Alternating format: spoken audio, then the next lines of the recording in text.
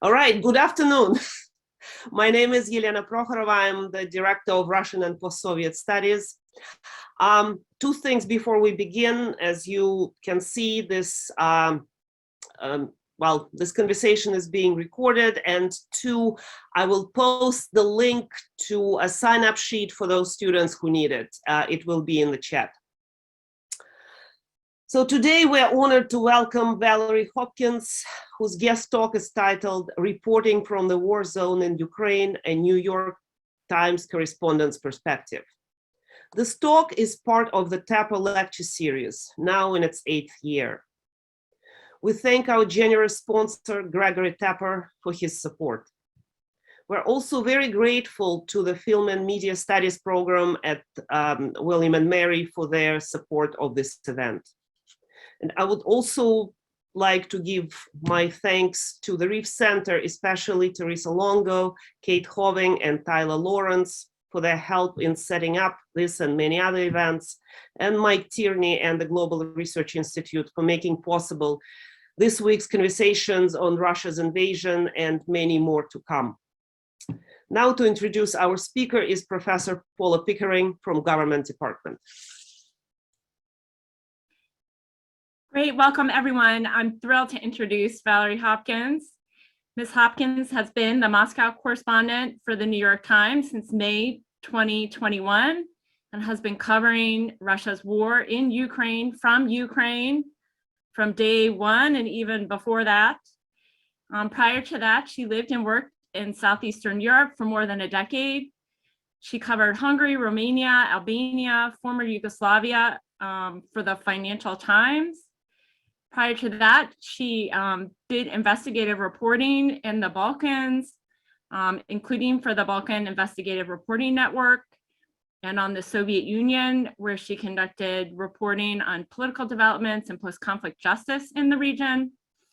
Her work in Sarajevo in Bosnia-Herzegovina for the Organized Crime and Corruption Reporting Project included investigations that have been named as finalists for prestigious prizes in journalism, including the Daniel Pearl Investigative Reporting Award and a Global Shining Light Award.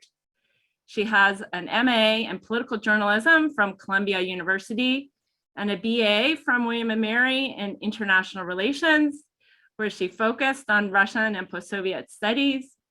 And she also, during her time at William & Mary, served as the student body president and as volunteer for the American Bosnian Collaboration Project. So welcome, Valerie. I wanted to thank you for your brave and important reporting, and we look forward to hearing from you. Thank you so much, Professor Prokhorova. Thank you so much, Professor Pickering. It's kind of surreal to be here, having sat in your classes, having had you, having spent hours listening to you talk. It's kind of weird now to be talking to you and to all the other people who are here. Thank you very much for joining. I guess I would start actually also by thanking the Reeve Center and the Charles Center, who actually made my first trips to this region possible. My first trip to Russia was thanks to a grant from the Charles Center to be an intern at the US Embassy in Moscow.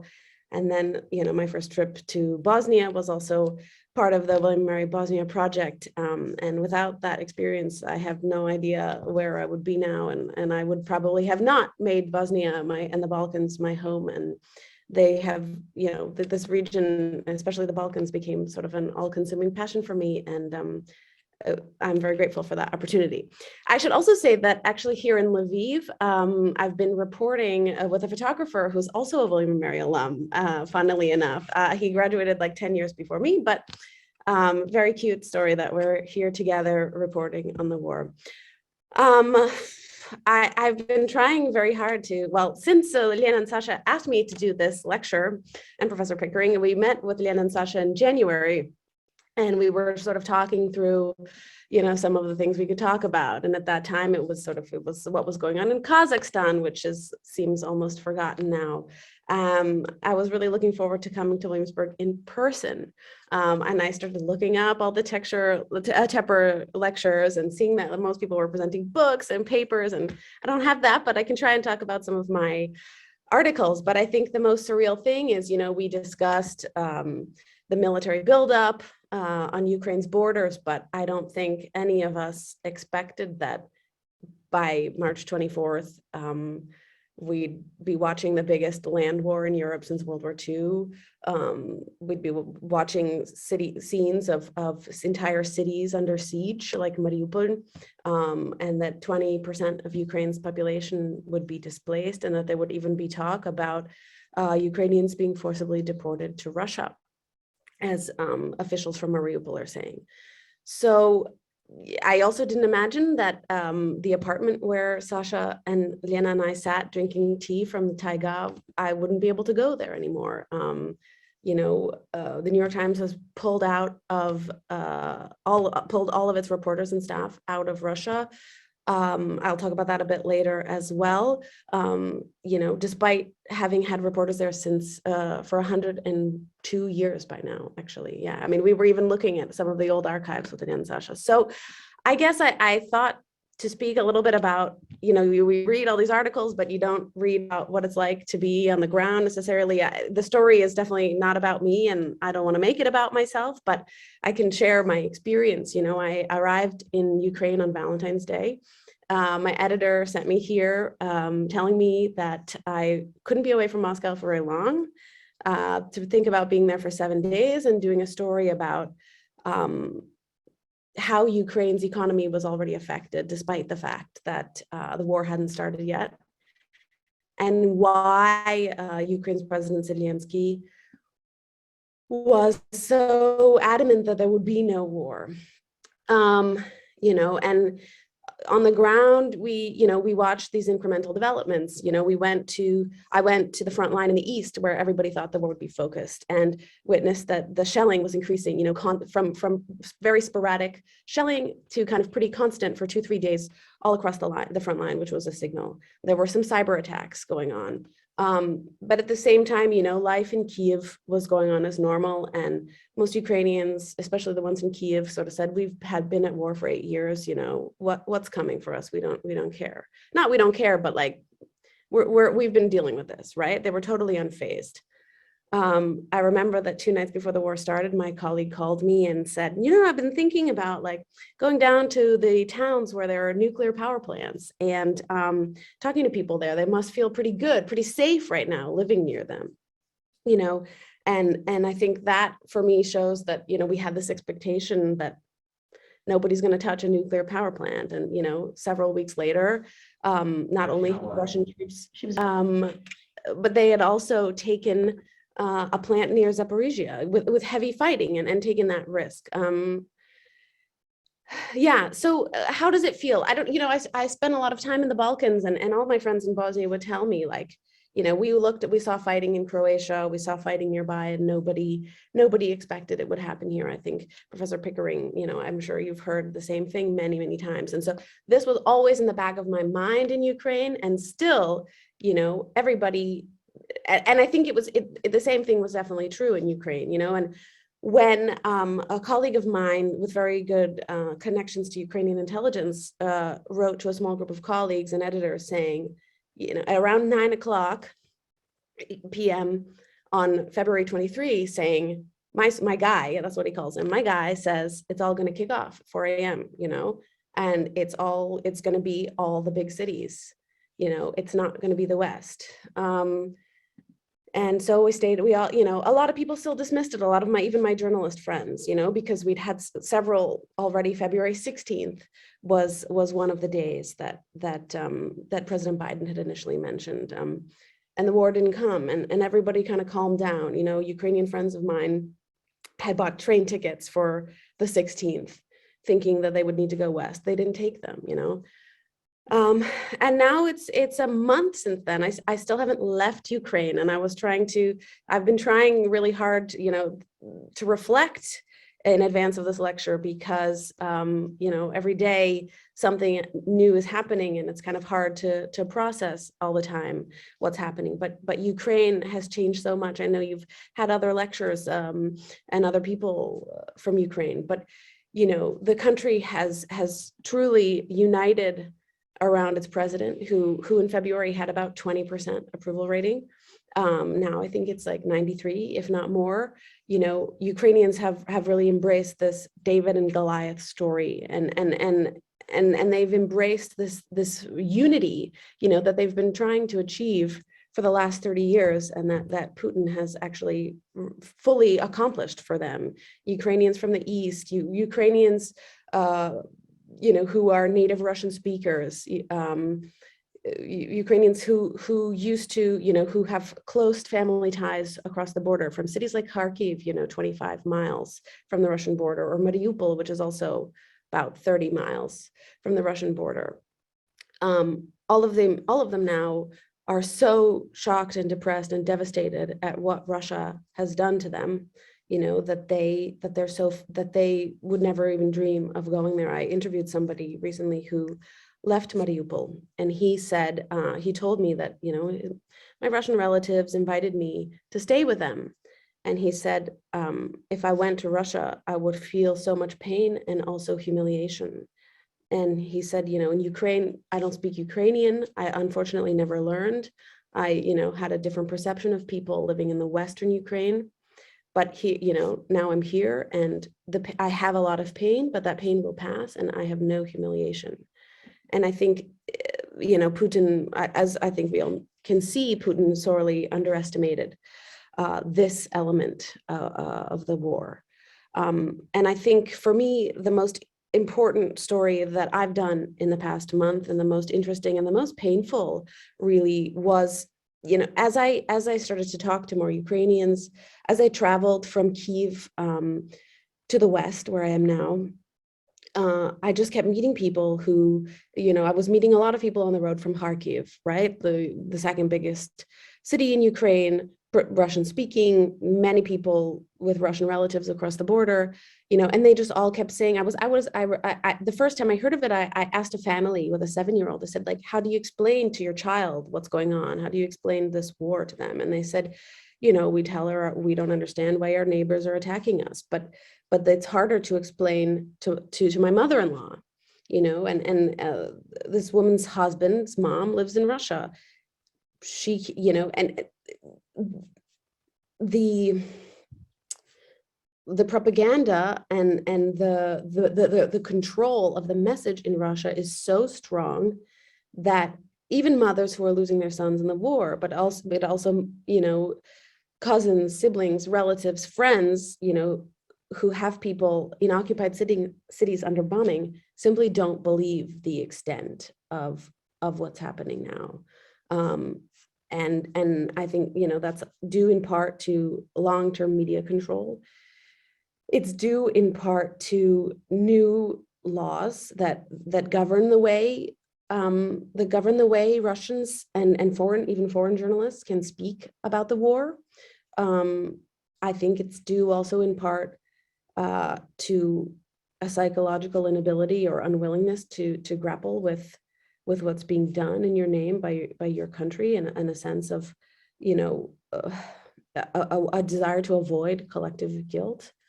And it's really terrifying, and it's very sad, because, you know, these are relationships that will never ever be repaired. And these are ties which are cut.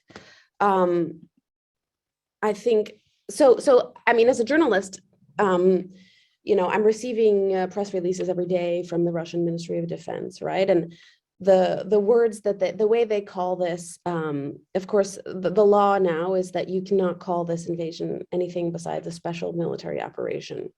And the words that the Ministry of Defense uses is they normally say, they refer to this as the operation by the forces of the Donetsk People's Republic, or the forces of the Luhansk People's Republic. You know, sometimes they mention the Russian military, and sometimes they don't.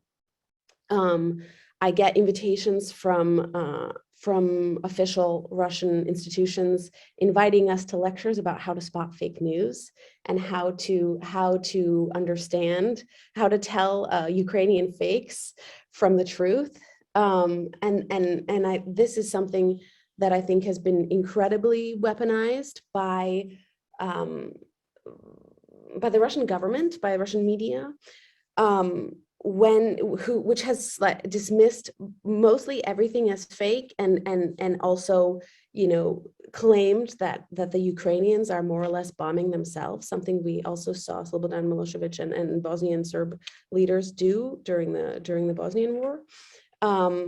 And Russians are somehow buying it. I would actually really like to have a discussion with some of the people here about the fact, you know, my impression always was that, especially during the Soviet Union, people mistrusted what they heard on TV and mistrusted the authorities, and that this mistrust was something actually quite long term, and something that was sustained and that remained now.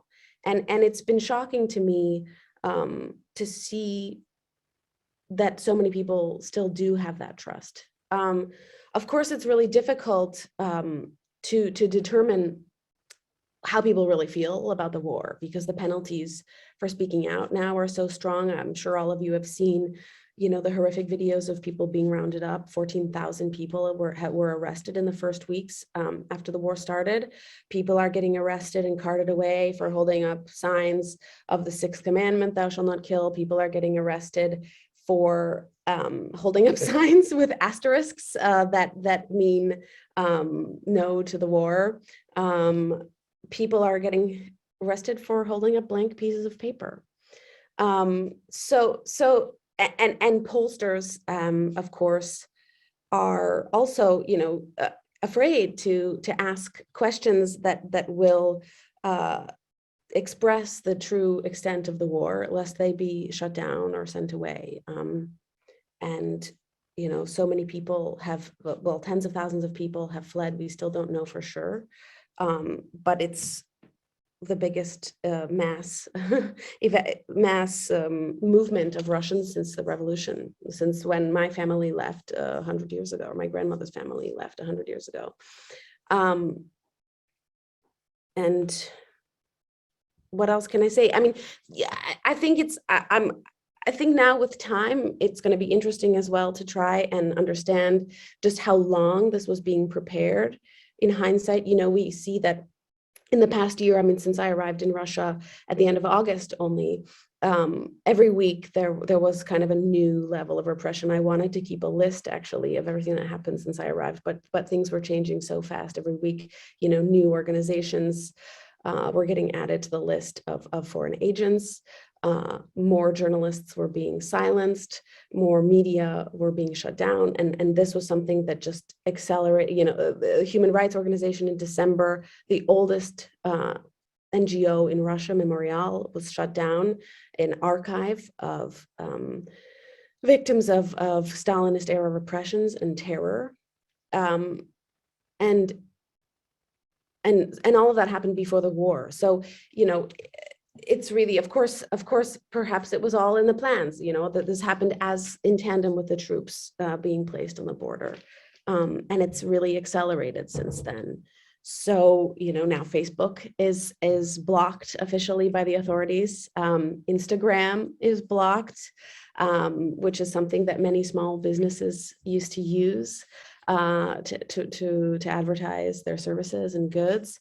You know, there is kind of, I wrote with a colleague of mine about the kind of new, I don't know, what did he call it? The new, it's a new Iron Curtain essentially that's falling over this territory. You know, we still have access to Telegram. The New York Times just opened a Telegram channel, but in English. So hopefully they will start to translate some of their work. But I think one thing that I'm really interested in, and maybe, I don't know if there are people here who've seen in America the way that some people have reacted to the war. I have a friend who went to a diner in Maryland, not far from Harper's Ferry, and was listening to Viktor Shyndarovich, the Russian comedian, and the waitress at the diner came up to him and said, "Oh, are you Russian? Like, go Putin, go! He's saving his people." And I guess I raise that to say that, I mean, we've all seen from the Capitol insurrection to COVID to everything, that Americans too are not immune from propaganda and disinformation. And I think that's, I find that element of this war the most shocking, that Russians are the Russian TV personalities are giving classes every night in how to recognize fakes, that they are pretending that the women who were bombed in the Mariupol maternity hospital are crisis actors and are fake. At the same time, they say that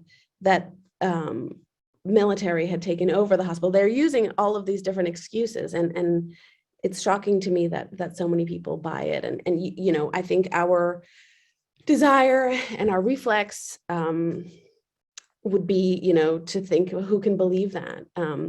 And just being here and seeing it through the eyes of my Ukrainian friends, who all have friends in Russia and relatives. Many of them have actual close relatives, and to see that those people buy it, and that it's stronger, that this propaganda is stronger than their blood ties that they've spent their lives building, I think has been among the most depressing parts of the war, in a very depressing situation in which people are dying and losing their homes and fleeing. I don't know what else to say. I had all these thoughts and ideas. I guess I can say one more thing, which is, the Russian-American journalist Julia Yoffe sort of wrote that a month ago, that Russia has now slipped from authoritarian to totalitarian society. I think I tend to agree, and I'm really torn about my paper's decision to pull us out of there and to insist that we not go back for a time. Right now, it's temporary. We're kind of trying to wait and see what happens, how other media organizations operate in the current environment, and how Russian authorities react to that. I think, now it's, for me, I personally feel that it's more important than ever to be in Russia and witness this period and be able to talk to people in person, to try and get beyond what they might say to a pollster on the phone, or to a stranger asking questions online. At the same time, we cannot accept calling this a special military operation and not being able to list the number of, the estimated number of Russian soldiers who've died, or the number of generals, which is quite high, or anything that would really compromise our reporting. And I think, these are really difficult questions about journalistic integrity, and compromises to make about how to report in a repressive environment. And I'm hoping to speak to some of my colleagues who cover China and other places to be able to kind of figure out how to do this in the future. I mean, for now, I'm going to be in Ukraine covering this story, but eventually, we will have to figure out how to cover Russia in exile. Maybe people have questions that are better than my rambling, so why don't we open it up, and I'm happy to try to answer any questions that you have. Okay, hi all. I've volunteered to help facilitate the Q&A, and so I do see that there are some questions in the chat, so I can go ahead and start with those. And then if you'd instead like to raise your hand, please do that, and we can put you in the queue. I think there was a comment from, I can't see the full name, from TK about a Russian Ukrainian friend living in the US. Yes, I think this is what shocks so many people. I was sitting today with a friend of mine who is she's actually half Russian and half Ukrainian. She has a Russian mom and a Ukrainian dad. She's from Lviv, and it's quite difficult, I think, to be in her situation. She only has a Russian passport. And it's very difficult. I might combine this with Steve's question about what it's like to be in Lviv, because it's very difficult to move around here with only a Russian passport when there's checkpoints everywhere, right? Like this is a beautiful old city. People are so proud of it. It kind of looks like Vienna. It was part of the Habsburg Empire. It was part of Poland. And now the entire city, like all the statues are covered up. There are, just piles of cement and sandbags and men with rifles and Kalashnikovs everywhere. We are living under a curfew. So the curfew used to be at 8 o'clock, restaurants close at 6, but now it's been extended till 10, from 10 until 7 in the morning. No alcohol for sale, but by and large, it feels kind of normal. There's often air raid sirens, but so far there's only been one missile attack here in Lviv, and it was targeting a military target. So it still feels relatively safe here. But why I brought up my friend, she did her schooling both here and in Moscow. She had Russian boyfriends and friends, and she was showing me the Instagram profiles of some of their Instagram stories of some of her friends, right? And one of her closest friends, she was shocked that she had a friend who's 22 years old, who's traveled, spent all this time abroad, even studied abroad, speaks English, speaks French, and she's posting Instagram stories, videos of old ladies, like captioned, how people greet Russian soldiers, Russian liberators in Donbass. And the woman is like saying, we waited for 8 years. We're so happy to see you. And, she's lost a significant number of her friends because they just they don't want to see the truth about what's happening here. And I think the biggest shock has been exactly those people who are, we want to think, okay, it's a bunch of grannies who are 50 plus, who have been watching, government state TV and don't know how to use the internet well. But I think the most depressing thing is that it's a lot more than those grannies. Yeah, so that was 2 for the price of 1. Okay. Professor Prokhorova asked in your reporting how you separate fact from fake. Yeah, there is an article about this in the New York Times, how we verify our reporting. That was something I actually want to talk about in the lecture. There are a lot of different ways, and it's incredibly complicated and especially difficult when you're reporting on a place like Mariupol, which I can't go there, right? There were 2 photo and video journalists from the Associated Press there until the 15th or 16th. They got out. They managed to get out, and I highly recommend. I can find the link later and post it. They just wrote basically a diary of what their time in Mariupol was like, and how they covered the siege and what it was like there. And this has been kind of a very painful and also difficult story to cover from Lviv, because there's no cell phone connection there.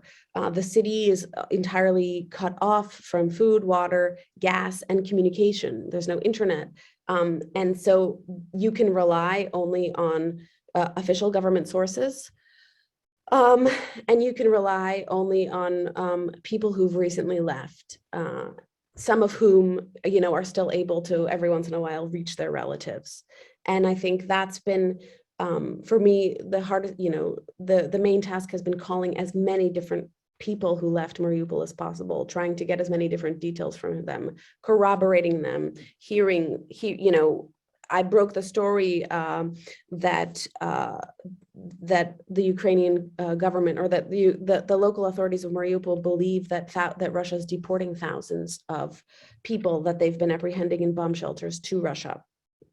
And it's really difficult because it's so salacious, it's terrible, it's disgusting, it's inhumane, and and yet, how do you know that's true? And so then I started to call, I started to hear reports from other people. Before the government announced this, I had spoken to somebody the night before who said he knew of 3 different people who had been taken to Russia.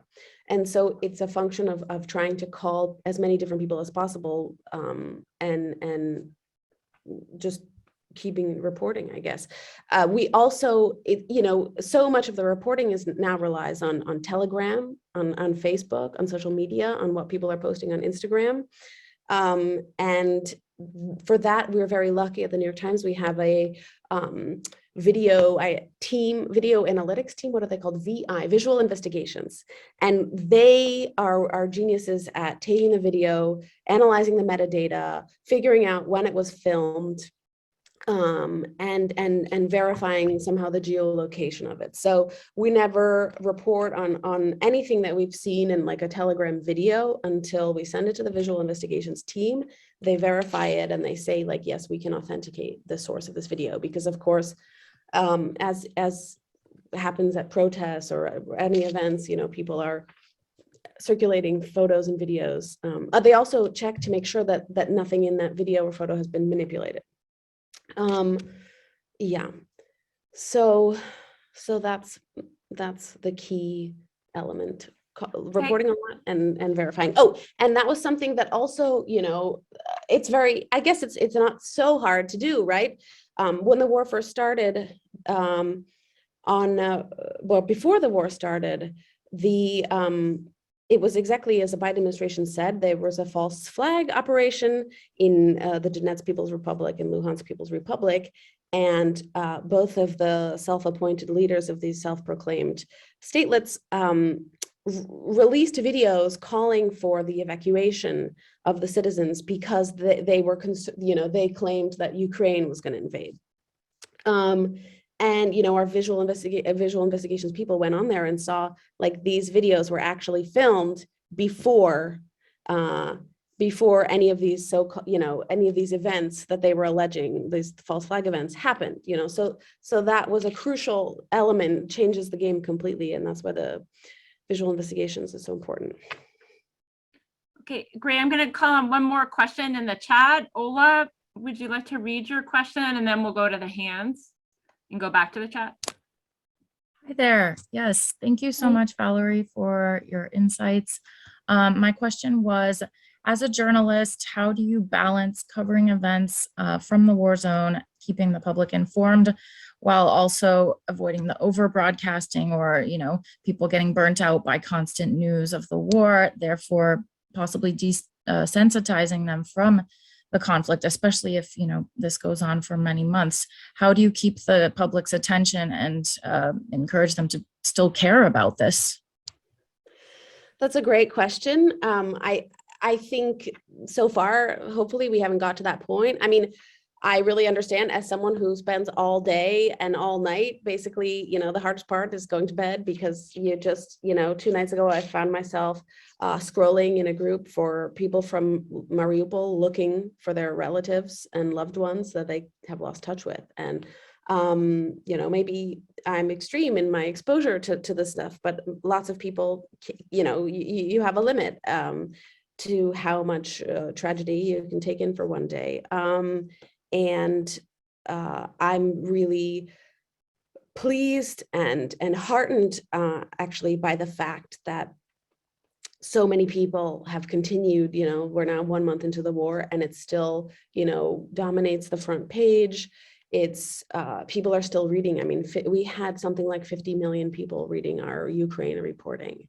And I can see from my own social media that my friends who are not necessarily the most globally engaged, are following it and care. And I think that's so important, and I hope it stays. But, my responsibility is only to provide the news and to try. And for me, that means also trying to focus it on the stories of real people, ordinary people, and how they're experiencing this and processing it, rather than what's happening at the summits. And I mean, that stuff is really, really important. But from the ground, I'm trying to focus on that. And I hope that connection and that ability to find some common ground with people resonate, I guess. I think the other question that many people have raised is, how come this war is getting so much attention from the public compared to other horrific conflicts that are going on elsewhere in the world? We've had some internal discussions about this, correspondents from other parts of the world who are asking, how come we don't have front page stories every day about, Tigray? And I think that we've done tremendous coverage and done a lot more because we have the resources than many other outlets and do report on that stuff. But this is a discussion, I think, that will continue, but I think it's also ultimately about the fact that readers truly care about it and want to care about it. And I mean, it's the biggest land war in Europe since World War II. It's absolutely crazy. Yeah. Thanks, Valerie. I think Thank Alan you. Kennedy's next. Thank you. It's great to see you, Valerie. I know it's been a long time, and we're very proud of you. It's truly meaningful to read your reports from the front. As being in public policy, I would be remiss if I didn't ask you how this ends, which I know is off script and beyond the scope of your reporting, but it's also, you're in a very unique spot in Ukraine and having been in Russia.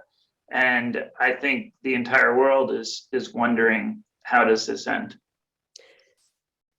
That is definitely above my pay grade. Thank you for the nice things you said and for tuning in and for listening. My colleague, David Sanger, did a great episode of The Daily about this, I think in the middle of the week. I can say from here, I met some guys from the Territorial Defense, which is kind of a civilian volunteer component of the military. Right now, Ukraine is united. It's very galvanized. It supports the troops, and they do not, I don't think anybody engaged in this war now or living in Ukraine now, or I think only a very small number of people would accept relinquishing any of Ukraine's territory at this point. I think most people feel that they have the moral imperative, they have the will to fight, they want the weapons, they want, every single interview I do ends with "close the sky." They want more support from the West, but they don't want to make a compromise with Putin, and they don't want to give up any of their territory. Of course, we know that Putin wants and expects, needs to, he's been very embarrassed. There's all sorts of chatter about how he hasn't seen his defense minister since February 27th, and how they haven't been seen in public together, which is a sign, of course, of respect and appreciation. There's a lot of dismay inside of the Kremlin. I think the Ukrainians are hoping that they will be able to keep fighting. Who said today, the military administrator of the Lviv region today said that 200,000 Ukrainians have come back to fight. The atmosphere here anyways is very much, and I mean, that's more than the initial army had. So in total. So the feeling here is very much that they want to keep fighting to damage the sort of like poorly performing Russian military, and hope that it brings about Putin's downfall.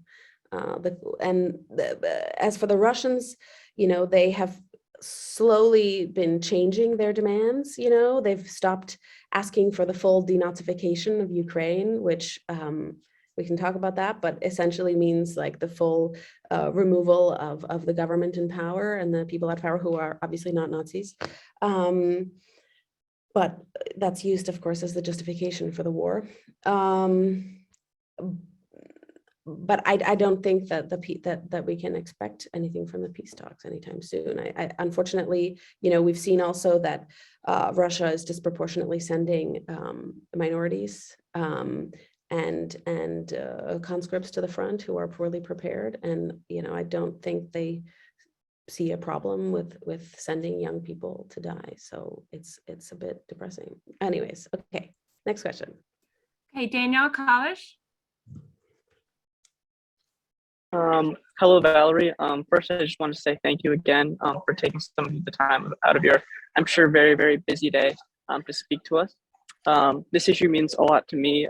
My grandma actually lived in Moscow, and we finally convinced her to move in with us in Virginia just about a week ago, and she had to go through Armenia, where my mom met her there.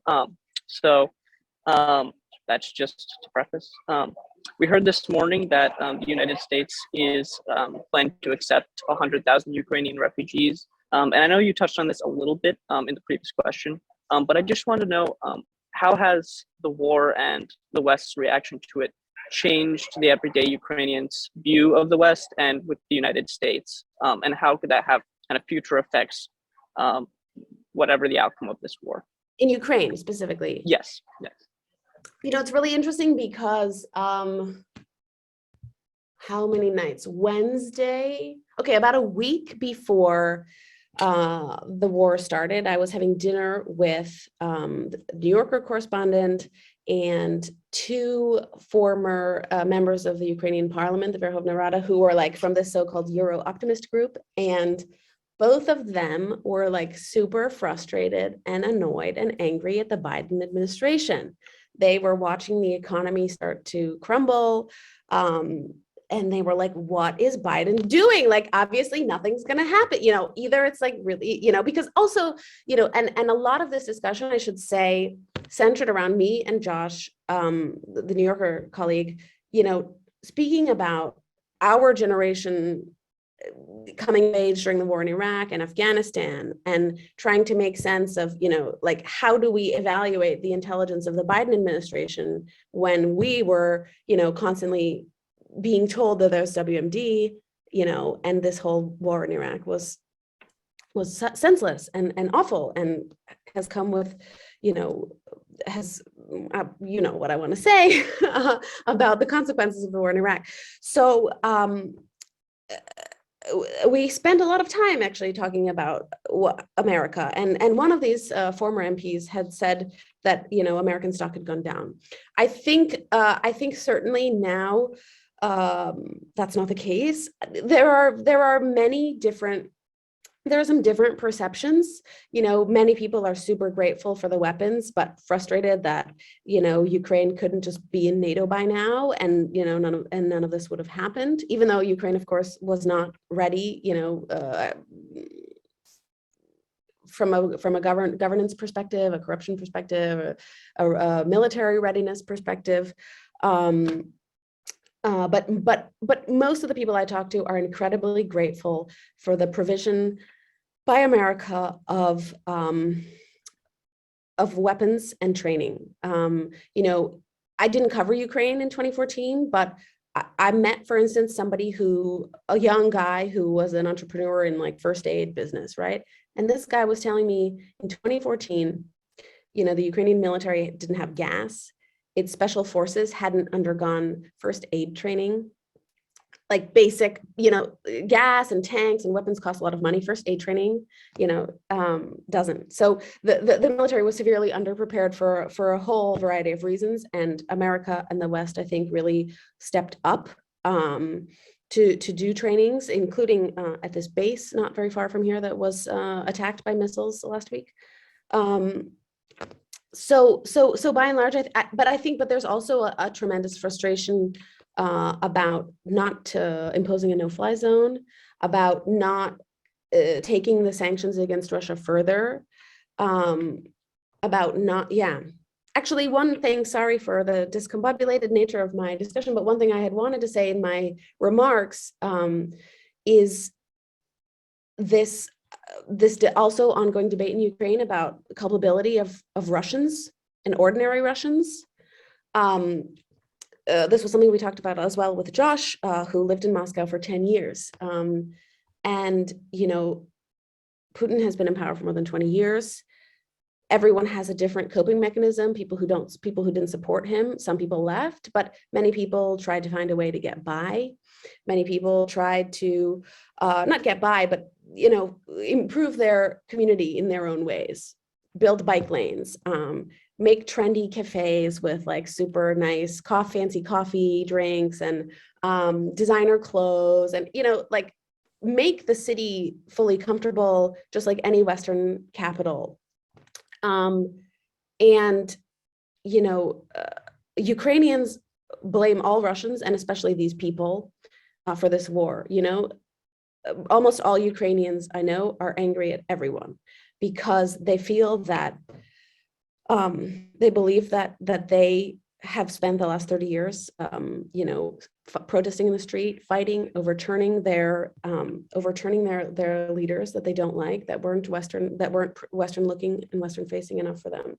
And they blame Russians for not having the courage, tenacity, etc., to do the same, and for getting too comfortable and buying into this social contract of comfortable life, staying out of politics.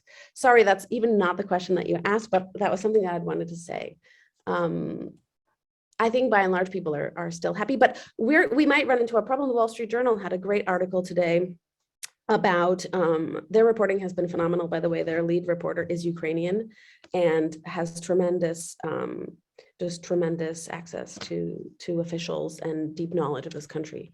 So follow them. It's not normally my favorite paper, but and their reporting said that, you know, a lot of the things, the military equipment that Ukraine actually needs the most, we're not producing them at wartime capacity, right? I mean, when America's at war, you know, car factories are being repurposed to build weapons or military vehicles. This is my first war. I don't know everything that happens, but you know, these Stinger missiles, for instance, that Ukraine has relied on and used with so much success against the Russians, there's not like an unlimited supply from them. America expected Ukraine's that Russians would take control over Ukraine's sky quickly, and that they would be arming Ukrainians for like a long-lasting insurgency. And instead, the military is doing really well, and now they really need a lot more supplies. So that could change again if America and the West are not able to procure these supplies. But most people are mad at Germany,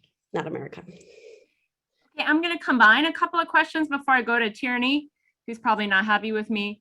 But a couple of questions have to do with when you make a decision to leave a place, right? One is from Peter Swires about why the New York Times had decided to pull the reporters from Russia, and then Talbot Kennedy, right, has a question about right, leaving a place, I think within Ukraine when you're doing that reporting. Is that correct, Talbot? Okay, when we make, so I can say that I shouldn't I don't want to go too deep into New York Times politics and policy, but you know, it's not like it was not my decision to leave Russia. I think that I felt, you know, there was a massive exodus of Russian journalists. Many of our staff, including our bureau chief, Anton Troianovsky, everybody follow him on Twitter, he's great. He is a Russian citizen in addition to being an American citizen, which means that, you know, he is, that if something happens to him, you know, if the government wants to fabricate a pretext to arrest him, you know, there's very little that the US government can do. Because he is subject as a Russian citizen to Russian laws. And I think we know, we've seen that the Russian government can fabricate a pretext to do something. You know, a Dutch journalist was kicked out last October for 2 infractions that he had made in 2019, including not registering, like when he came back to his apartment from a trip abroad. And a BBC journalist was kicked out as a security threat that was ostensibly, you know, in retaliation for the way that RT, the Russian state arm of communication, was treated in the UK. which is disseminating fake news, unlike the BBC. You know, I got a fine for jaywalking that, like, if I got a second one, could be used as a pretext to kick me out. So, but the decision was made, I think, because of concerns about this law, about a military, because of concerns about this new rule about only referring to the war as a special military operation, which we are not going to, which we could not follow. And that was that. My argument was, you know, let's just leave, and our dateline, which is the city that is at the beginning of every story where we file from, is transparency enough. But I think that the masthead wanted to be fully transparent. I just am concerned that because of that announcement, if a decision is made in 2 months' time, or that we can go back, they might have revoked our residency permits because our residency is based on accreditation as a journalist there. In terms of how we make a decision about like a specific place here, I am so lucky. As someone who works for the New York Times, we have a tremendous amount of support and kind of security assistance. So something that people might not know is that, and that many journalists do not have, is that pretty much every team in Ukraine has a close protection or like a security advisor. Most of these people are former soldiers, mostly British Army people, who have a ton of experience in war zones. You know, a lot of them have spent years in Afghanistan, Iraq. They have judgment about, they're trained in first aid and all of the, like, you know, HEFAT, and they, you know, sort of help to facilitate they do security assessments every day, and they help to facilitate, like, if we want to go somewhere. That being said, you know, now five journalists have already died covering this war in 1 month, including a Russian journalist who died yesterday, a really brave investigative reporter. And the first two groups, one was a team from Fox News, and one was a team of independent, a guy freelancing for Time magazine and his colleagues. My colleague Andrew Kramer was in both of the places that both of these teams were the day before. So it's also a question of luck, and it's a question of exposure. You know, when it comes to the Fox News team, they were for 2 hours where my colleague was for 15 minutes. So it's also a question of making sure that, you know, you take a risk proportion to the story, but you don't spend any more time in a dangerous place than you have to be. I hope that answers the question. Okay, Mike Tierney. Hi, Valerie. Thanks so much for joining us. I think this is great that students in Williamsburg can speak directly to a New York Times reporter in Ukraine. My question's sort of like Alan. It's sort of beyond your brief, but you're on the ground and would love to get your impression or an explanation for a pattern that I think I've observed. And you can disagree with the premise if you like, but my question is, can you try to explain the, to me, amazing restraint of both Ukrainian civilians and also Russian troops when they are in face-to-face encounters? So my data for this is just doom scrolling through Twitter and watching hundreds and hundreds of videos. So I see that Russian artillery and tanks and people from a distance are killing Ukrainian civilians, but there are so many examples of, you know, masses of groups of Ukrainian protesters, you know, swarming up to Russian troops and Russian troops not firing on them, and vice versa. I haven't seen many Ukrainian civilians yet trying to kill or even throw things at Russian soldiers. And it's so, to me, it's so puzzling. Every day I think it's going to disintegrate and there'll be a violence, a more different type of violence than we're seeing now. Do you have any thoughts on that? Sure. My colleague, Maria Varenikova, who's Ukrainian, wrote a fantastic piece maybe 2 weeks ago about the fact that the national mood, if there is any national feeling and national mood, it's like seething anger. Ukrainians are, most of them, incredibly angry and pissed off, and, you know, so frustrated that they are trying to like put their past with Russia behind them and move forward, and Russia keeps, is violently killing their citizens and bombing them mercilessly for no reason. And at the same time, I think from President Zelensky down, Ukrainians are very aware and very sure that they hold the moral authority in this war, and that they're fighting a defensive war, and that they don't, and that they don't want to do that. They see that, President Zelensky very often switches from Ukrainian into Russian, which is his native language, in these speeches that he gives every night. And he addresses the Russians and tells them, like, come over to our side. We will treat you better than your own government, which, has sent you as cannon fodder and believes that you are expendable. Don't do this to us. Us. He's, since the night that before the war started, he has like really, I find his messaging to be incredibly powerful and successful, and also a very strong sign to Russian speakers and to all Ukrainians that they have the moral authority here. So I think they also, they've been using captured Russian soldiers for their own part of the information war. Russia is certainly waging an information war, and Ukraine is too. And we have a president who is a performance executive, right? He, and a very good communicator, and knows how to, the branding of this war, like there are billboards everywhere, that, tell from memes about soldiers telling a Russian warship to go beep themselves to all sorts of pictures, and that has kept morale up, but also encouraged Zelensky has encouraged the people to understand the humanity of some of these people who are 18 years old. Many of them say that they didn't know that they were coming, that they didn't know that they were supposed to invade. They were told about military exercises.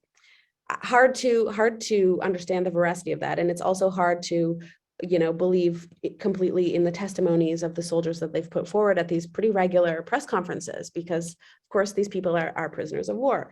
But that being said, I was hanging out with my fixer and some of her friends the other day, and they were saying like, well, our favorite pastime is to like look at pictures of dead Russian soldiers, and there are those videos, and there is some people have a sense of satisfaction, not that they want to be killing people, but these people came to their land, they got into the tank, they didn't defect. There are also constant appeals for Russians to defect, and some of them do. Yesterday, one guy handed over a tank and apologized, and the government said you'll get $10,000 when the war is over. So they're trying also to create this incentive program, and I think they really, of course, not all the Russians are able to see these videos or hear these notices, but I think they want to get them on their side as much as they can. Okay. Talbot Kennedy. Hi, thank you so much. This is really, really interesting. I've been following it pretty closely, having friends who are Latvian Russian and Ukrainian Russian. I had sort of two-parter. The first one is New York Times is historically a print publication. And now, it's not super recent, but now with things being online, how does that change what you cover as well as how you cover it? Especially in a war zone where not all the news is pleasant and some of the pictures come with warnings. And the other part of the question is, would reporters have any advance notice of things? Like you mentioned, knowing the night before or right before the invasion started that somebody thought that it might happen. And what do you do with that knowledge? Has Putin maybe not put all his forces on display, supposedly great Russian army, to give a false impression? Yeah, well, when I get information like the war is about to start, I tell everyone I know, because I'm aware that we know this based on, my colleagues' very close connection to Ukrainian intelligence, and other colleagues don't have that, but they need to be ready. So in that case, I like called the Guardian, told The Economist, told the Financial Times, and I said, like, I don't even know who this source is, but he's been right about everything. So like, just be ready. We had already been sort of like sleeping with our flak jackets next to the bathroom, and, having one bag with a satellite phone and all of our stuff. So, I just said, like, just do that. In general, advance notice, no, like I don't get any notification before a bomb is going to drop. But interestingly enough, the Russian operational security has been pretty bad. Like, we all expected in the very first few days of the war that we would lose comms, right? Like, we all have a sat phone. I have something I had never heard of before called a BGAN, which is basically like a tablet-sized thing that you point south, and it attaches to a satellite dish and gives you internet wherever you are in the world. Because we all expected that the comms were going to go down, and it turns out that the Russians are like relying on their cell phones and Viber and insecure communications, and so the Ukrainian intelligence is actually able to intercept a lot. And that's how we know about generals who have been dying. That's how we know about like the very low morale of the troops who are being sent with, MREs that expired in 2002. Yeah, but in general, I'm trying to think. There's also, always stuff, right? Like my friend, a different guy who was reporting for the New Yorker and the Nation called me 10 days ago, like, Valerie, they're going to bomb Lviv tonight. I got this from a high level UK intelligence source, and they didn't, so and you can only sort of be in this heightened state of, well, is it going to happen for so long? The second question was your first question? You're muted. I'm curious about, especially in a war situation, New York Times has historically been a print thing, and now there's live coverage. How does this change your reporting? Well, I would be very curious. I was just speaking with the editor who manages the Bloody Live blog, because it's like, we have like 250 people working on this. It's huge. These are people who are working, 24/7 in Seoul, in London, in New York. This is all the journalists, and this is also like a whole live team, and it's exhausting, and it's a lot of information, and sometimes it can take away from like trying to write a longer piece or do reporting on the ground. So I'd welcome all feedback from people about whether they appreciate this kind of like constant updates or not. I think that, to be honest, though, it hasn't really changed, aside from, constant updates and updating me as well. Like, it doesn't change too much our reporting. Now they do a version of every longer article for the blog. And, ask us, they're constantly asking us, like, we've seen this, is it true, or whatever. The main way I think that the internet has changed this is that we get, we have a team that does search engine optimization, and like they can see what people are Googling and what kind of questions people have and what kind of, what stuff people want to read about. So that, like, that knowledge can sometimes shape, like, oh, we actually need an item, for instance, in the beginning of the war, explaining like what are the roots of this war, or what are the search terms. I think also the fact that it's online versus in print. For instance, yesterday I was asked to do something about the cellist of Kharkiv who's been playing his cello in the destructed rubble of Kharkiv on the streets. And I think people knew that it's a video, it's going to go viral, people are going to want to read it, people are going to want to share it and see it. Which, if we weren't an online publication, maybe we wouldn't have run something like that. So Caitlin had a question a while ago about whether seeing the Russian propaganda has encouraged Americans to read more closely their own media coverage of war. Any insights into that? Has encouraged Americans. I mean, which ones? I don't totally understand, I'm afraid. So for example, she mentioned the American media coverage leading up to the Iraq War. Right. Well, I mean, I think we, the whole journalistic industry has had a lot of how do we call it, like a lot of reckoning with the uncritical way that a lot of that intelligence was reported. And I think that it's surely affected a lot of things subsequently. And I do think that it made, as I said, people of my generation more confused or unsure of the American intelligence leading up to this war. It's, possibly also because we were all in Moscow and everybody in Moscow just thought it was completely unthinkable and unbelievable. And all of my Russian colleagues were, no, like this would never happen. It would be, full destruction. Everyone has it's different than Georgia, and of course, like it was worse than anybody ever imagined. But as for ordinary Americans, I've been out of America besides my master's for 12 years. So I don't think I have my finger on the pulse.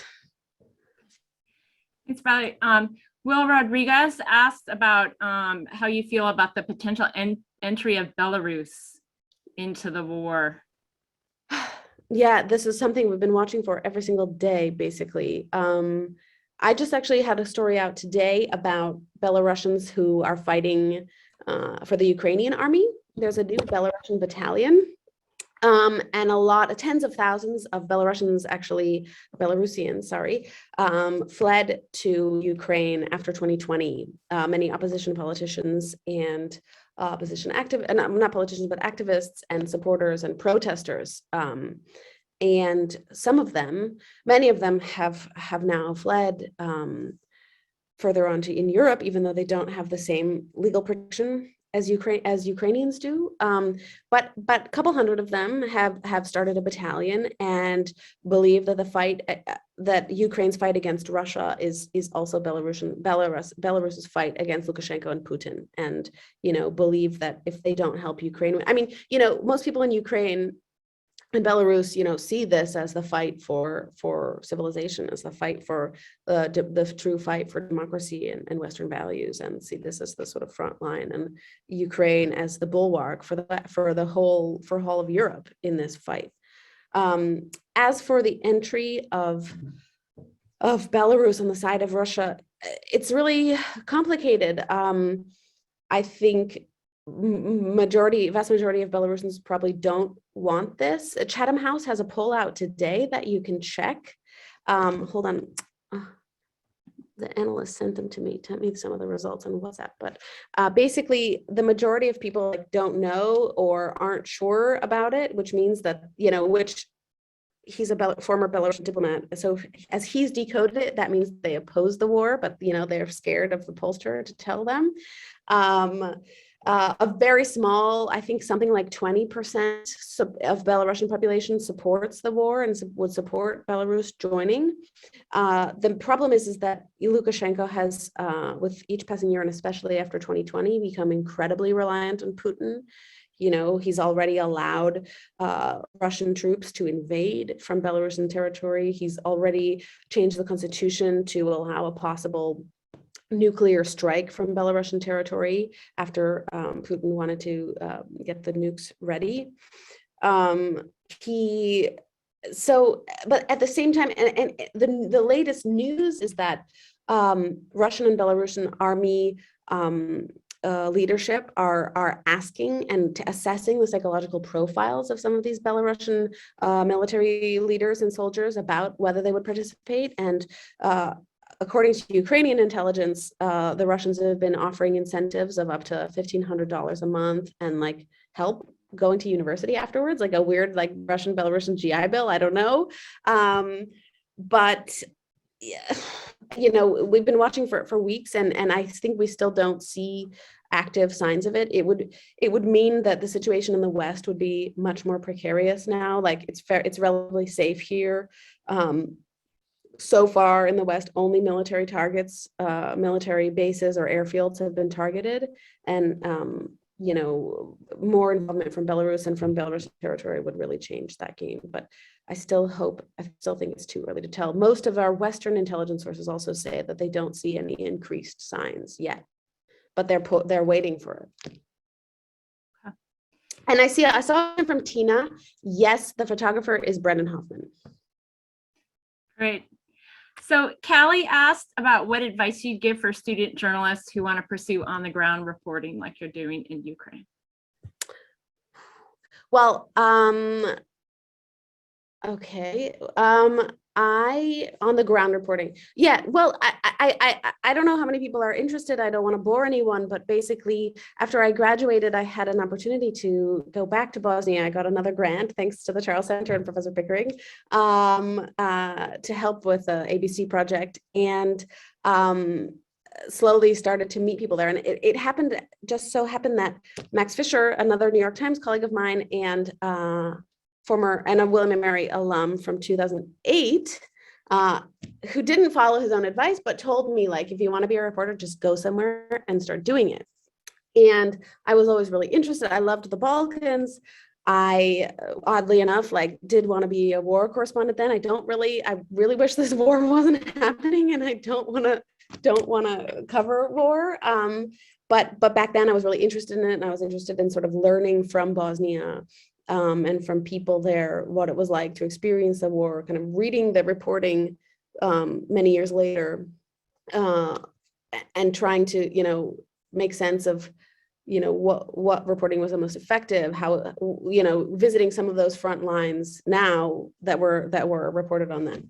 And yeah, I mean, I was very lucky to not have a massive amount of student debt. So I just went to the Balkans, which I knew was safe and interesting and, not super full of journalists, and a place that I really liked. And I just started. And sometimes I wasn't sure that I made the right decision. I started really slow. I was working for local outlets and trying to learn the language, and freelancing, and not making a lot of money, but really enjoying and learning a lot. And I really just recommend finding a place that you're interested in and that's safe, and really kind of digging in, trying, learning as much as you can, learning the language, making local friends, trying to see the place through their eyes. I don't recommend, and when the war started in 2014, I actually thought, I had just moved to Kosovo, and I thought, maybe I should go, and I had just started a new job, and I thought, I don't have a body armor, I don't have a helmet, I don't have, you can buy all of these things, but I don't have an organization that will back me up, that will evacuate me if something bad happens, that will, I would have no idea what I was doing or how to be safe. And I didn't go, and for a long time, I really regretted it. And I'm very happy that, I'm not happy that the war is happening, but I feel now very lucky and to be here and to be able to cover it now for a paper like the New York Times. So Val, you've been so generous. I'm going to take one more question, and then I think we're gonna give you a break. But I'm trying to save our messages in the chat. Maybe you can get to those a little bit later. But I think Mr. Swires had a question about orthodoxy in Russia and its role.